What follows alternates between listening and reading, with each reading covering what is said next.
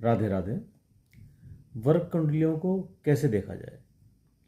जैसे कि हम लग्न कुंडली को देखते हैं, पहले भाव में जातक स्वयं होता है, दूसरे भाव में उसका कुटुंब होता है, तीसरे भाव में उसका पराक्रम, साहस, छोटे भाई बहन, चौथे भाव में घर, उसका सुख, पांचवें भाव में संतान, प्रेम, छठे भाव में रोग, रिपु, ऋण, सातवें भाव से संबंध, वैवाहिक संबंध, बिजनेस, आठवें भाव से अचानक नुकसान, परेशानी, नौवां भाव भाग्य, 10वां भाव कर्मफल, 11वां भाव मित्र, आय और 12वां भाव नुकसान का रहता है।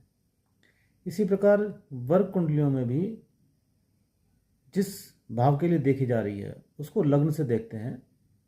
इसके बाद उस भाव की वृद्धि कुटुंब दूसरे भाव से देखी जाएगी, तीसरे भाव से उस संबंधित भाव का पराक्रम देखा जाएगा, चौथे भाव से उसका सुख देखा जाएगा, पांचवें भाव से उसका